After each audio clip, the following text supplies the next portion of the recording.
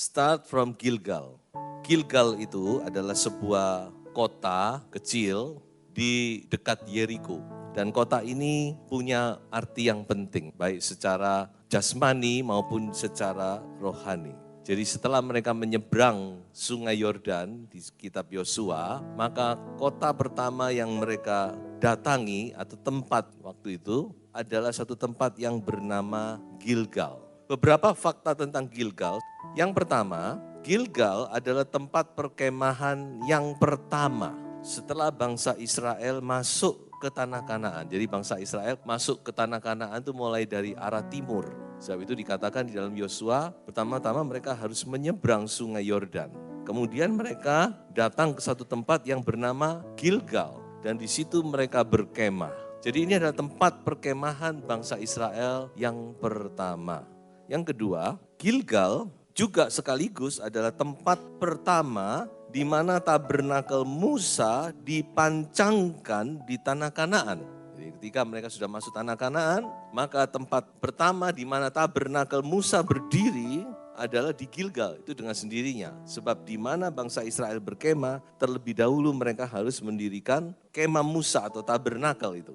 Jadi tempat ini adalah tempat yang pertama di mana mereka mendirikan kemah Musa atau tabernakel setelah mereka mengembara selama 40 tahun di padang gurun. Jadi sekarang mereka sudah tiba di tanah Kanaan. Berikutnya, dan kita akan melihat di dalam kitab Yosua, sudah kalau membaca kitab Yosua sudah melihat bahwa Gilgal ini juga adalah markas atau base camp dari bangsa Israel selama peperangan merebut tanah Kanaan. Jadi selalu kalau bangsa Israel berperang melawan bangsa-bangsa Kanaan, mereka kembali ke Gilgal. Setelah perang, mereka malamnya bermalam kembali ke Gilgal.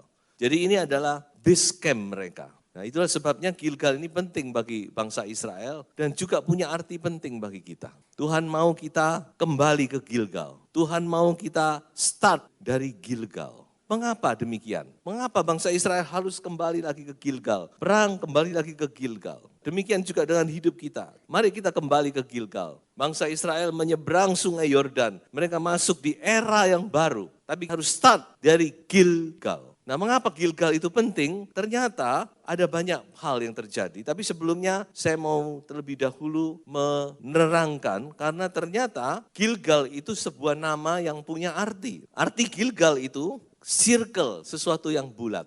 Kemudian Gilgal juga berarti to roll away, menggelindingkan. Nah di sini ada sesuatu yang bulat nih, menggelindingkan sesuatu. Dan kata Gilgal itu asal usulnya atau kesamaan katanya dalam bahasa Ibrani adalah kata galal yang juga artinya menggelindingkan atau juga menyerahkan. Sesuatu kita gelindingkan. Sekarang kita akan melihat ada apa di Gilgal. Ternyata di Gilgal ada beberapa hal penting yang terjadi. Yang pertama, di Gilgal terjadi penyunatan massal. Kalau sudah membaca di dalam kitab Yosua pasal yang kelima, maka sudah dilihat situ adalah penyunatan dan hari raya Paskah di Gilgal. Coba kita baca Yosua pasal 5 ayat 9. Jadi jelas ya, nama Gilgal itu bukan tempat itu aslinya Gilgal, tapi itu ada sejarahnya. Karena di tempat itu Tuhan memerintahkan Yosua menyunat bangsa Israel. Sudah harus tahu bahwa bangsa Israel yang keluar dari Mesir ini sudah berganti generasi. Generasi yang lama sudah mati semua di padang gurun. Hanya 2 orang yang masih hidup, yaitu Yosua dan Kaleb. Tapi semua usia 20 tahun ke atas, semua sudah mati. Jadi sekarang yang mau masuk ke Kanaan, ini adalah generasi baru yang dikatakan mereka belum disunat. Itulah sebabnya Tuhan berkata, sunatkan mereka. Semua laki-laki yang belum disunat pokoknya. Terus Tuhan berkata, makanya hari ini telah kuhapuskan, I have rolled away. Aku sudah hapuskan celah Mesir itu daripadamu. Mengapa disebut celah Mesir? Nah itu ada, nanti kita lihat. Jadi di Gilgal itu terjadi penyunatan massal. Berapa orang yang disunat? Minimal 600.000 laki-laki. Karena pasukan mereka dihitung itu 601.730. Itu orang yang berusia 20 sampai 50 tahun. Dan saya percaya termasuk yang di bawah 20 ataupun di atas 50. Pokok yang belum disunat, semua disunat di tempat itu. Sunat massal.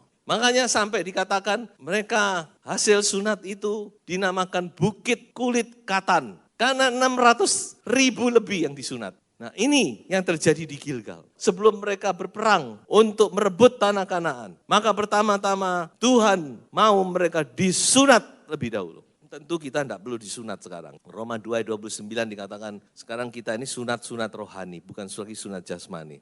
Yang punya arti adalah sunat rohani. Lalu apa sunat rohani itu? Coba kita baca ayat ini, Kolose 2 ayat yang 11. Dalam Dia kamu telah disunat, bukan dengan sunat yang dilakukan oleh manusia, tetapi dengan sunat Kristus yang terdiri dari penanggalan akan tubuh yang berdosa. Jadi ternyata sunat itu masih berlaku. Hanya di dalam perjanjian baru, sunat itu bukan seperti dulu, sunat jasmani, tapi punya arti rohani. Dan arti rohaninya apa? Yaitu kita harus melenyapkan segala kedagingan kita. Kita harus potong itu kedagingan kita.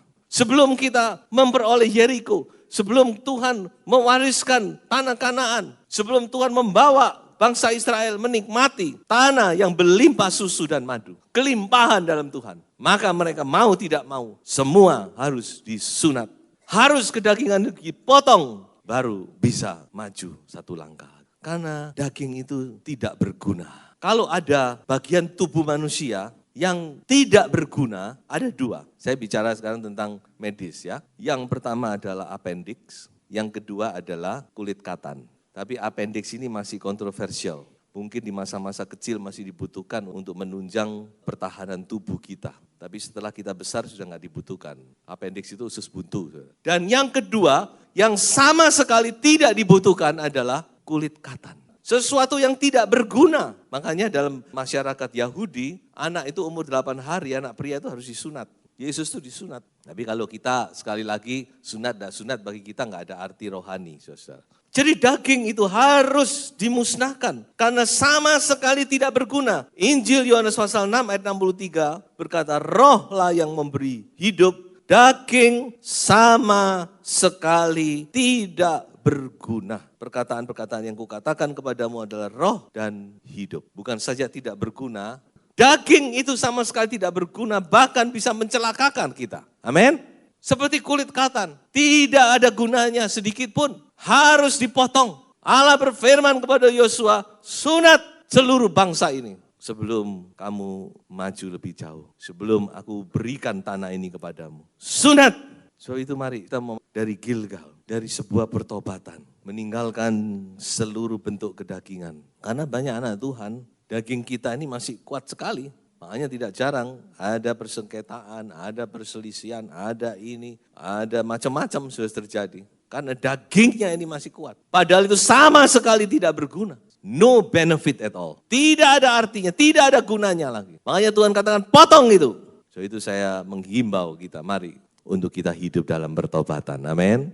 Ya, kita potong daging-daging yang tidak berguna itu kita potong semua. Nah itu yang pertama, saudara. Yang kedua, yaitu di tanah ini mereka merayakan Paskah. Coba kita baca Yosua 5 ayat 10 sampai ayat yang ke-12. Yosua 5 ayat yang 10 sampai 12. Sementara berkemah di Gilgal, orang Israel itu merayakan Paskah pada hari yang ke-14 bulan itu pada waktu petang di dataran Yeriko. 11. Lalu pada hari sesudah Paskah, mereka makan hasil negeri itu, yakni roti yang tidak beragi dan bertih gandum pada hari itu juga. 12. Lalu berhentilah mana itu pada keesokan harinya setelah mereka makan hasil negeri itu, jadi orang Israel tidak beroleh mana lagi, tetapi dalam tahun itu mereka makan yang dihasilkan tanah Kanaan. Saudara lihat di sini, Tuhan itu tidak main-main, saudara-saudara. Cara kerja Tuhan itu tepat. Perhatikan ini, time by time, waktu demi waktu. Tuhan punya time schedule-nya tepat pada tanggal 14 bulan itu. Itu adalah memang hari Paskahnya orang Yahudi, bulan pertama tanggal 14. Dan setelah mereka merayakan Paskah, biasa kalau mereka merayakan Paskah, maka mereka masuk berikutnya kepada hari raya apa? Roti tidak beragi. Nah itu saudara harus mengerti. Paskah itu gandengan dari hari raya roti tidak beragi. Selama 7 hari mereka makan roti gandum yang tidak dikasih ragi. Yang menarik di sini dikatakan waktu mereka makan Paskah, kemudian hari itu juga, perhatikan, besoknya tidak ada mana lagi. Saudara masih takut apa dengan Tuhan, saudara? Tuhan itu begitu memperhatikan kita. Dia pelihara bangsa Israel. 40 tahun tidak pernah berhenti mana ini saudara. Sampai mereka sampai di tanah Kanaan dan mereka mulai menikmati hasil dari tanah itu. Ada gandum di situ, ada anggur dan sebagainya. Langsung besoknya mana di-stop oleh Tuhan. Karena sudah tidak perlu. Saudara, kalau kita masih ragu dengan Tuhan, coba renungkan ayat-ayat ini. Tuhan itu tidak pernah gagal, tidak pernah terlambat dalam memelihara kita. Waktu kita butuhkan, Tuhan kasih.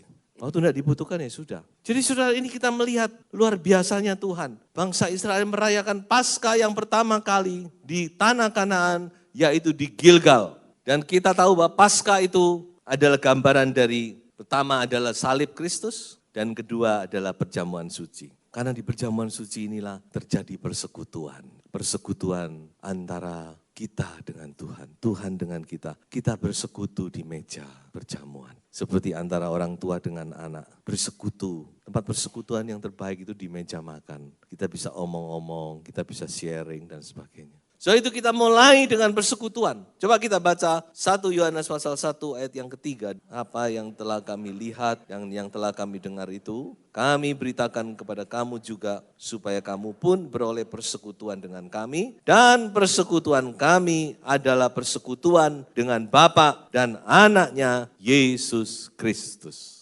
Jadi salib itu ada dua, ada yang vertikal, ada yang horizontal. Vertikal bicara persekutuan kita dengan Allah. Horizontal, persekutuan kita dengan sesama. Era persekutuan dimulai. Tapi yang teristimewa adalah persekutuan kita dengan Tuhan.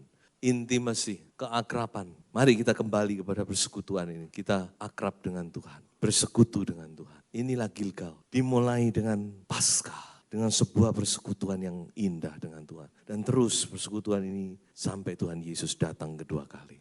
Dan yang ketiga, saudara, arti yang ketiga saya ambil dari kata Gilgal itu sendiri atau galal yang artinya serahkan, roll away, gelindingkan kepada Tuhan, serahkan kepada Tuhan. Mari kita mau menyerahkan dengan sebuah penyerahan diri. Apa yang harus kita serahkan? Ada 3 hal, kan semua ini pakai kata galal kalau sudah lihat. Di dalam Mazmur 37 ayat 5 dan ayat yang ke-6. Serahkanlah hidupmu kepada Tuhan dan percayalah kepadanya dan ia akan bertindak. Ia akan memunculkan kebenaranmu seperti terang dan hakmu seperti siang. Serahkanlah hidupmu. Roll away your life. Serahkan kepada Tuhan. Tuhan mau kita membawa seluruh hidup kita. Kita serahkan kepada Tuhan. Dan saya percaya kalau kita menyerah kepada Tuhan, Tuhan tidak akan mengecewakan, saudara. Tadi sudah kita lihat bagaimana Tuhan itu tidak pernah gagal. Dia tepat waktu. Sudah takut apa? Kenapa kau tidak mau menyerahkan hidup kepada Tuhan? Apa yang sudah takuti? Tuhan kita Tuhan yang baik. Serahkan. Hidupmu serahkan kepada Tuhan.